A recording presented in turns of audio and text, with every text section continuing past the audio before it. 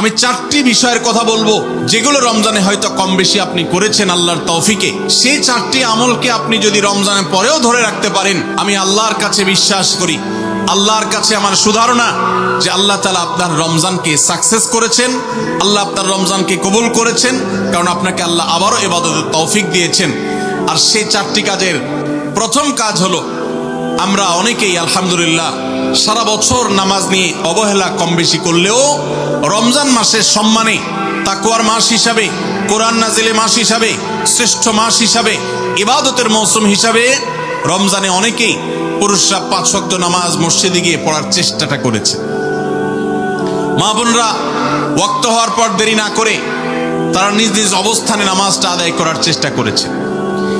রমজানের পরে এই 5 ওয়াক্ত নামাজ যেটা রমজান মাসে আপনি সঠিকভাবে করেছেন, এই নামাজটা যদি আপনি ধরে রাখেন, 5 ওয়াক্ত নামাজ কি শুধু রমজানের ইবাদত না রমজানের পরেরও ইবাদত?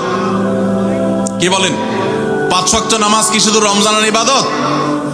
রমজানের পরেরও ইবাদত পালনীয়।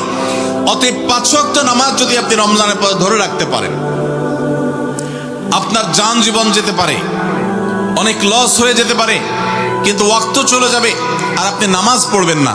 ইমানদারের দ্বারা এটা কল্পনাও করা যায় না, কোনো মুসলমানের জন্য এটা কল্পনা করা যায় না যে তিনি নামাজের ওয়াক্ত চলে যাবেন আর অবলীলায় তিনি অন্য কোনো কাজে ব্যস্ত থাকবেন। অসম্ভব।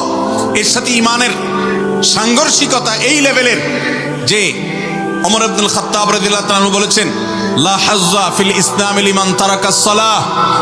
যে ব্যক্তি ইচ্ছাকৃতভাবে নামাজ ছেড়ে দেয়, নামাজ ত্যাগ করে, অন্য কাজে মগ্ন থাকে, ওয়াক্ত চলে যায়, ইসলামে তার কোনো হিস্সা নাই, কোনো অংশ নাই, কোনো ভাগ নাই। সে নিজেকে মুসলিম দাবি করবার কোনো নৈতিক অধিকার নাই যে নামাজ ইচ্ছাকৃত পড়ে না, ত্যাগ করে।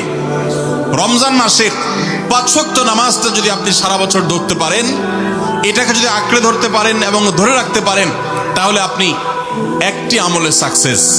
নাম্বার 2, রমজান মাসে আমরা অনেকেই আল্লাহর দেয়া তৌফিকে গুনাহ এবং পাপাচারের কাছ থেকে বেঁচে থাকার চেষ্টা করেছি। চোখের জিনা, কানের গুনাহ, হাত দ্বারা কৃত অপরাধ, নানাবিধ অপরাধ থেকে আমরা বেঁচে থাকার চেষ্টা করেছি। আল্লাহ তৌফিক দিয়েছেন। কেন? কারণ রমজান মাস তাকওয়ার মাস, গুনাহ ছাড়ার মাস, সেজন্য আমরা গুনাহ ছাড়ার চেষ্টা করেছি।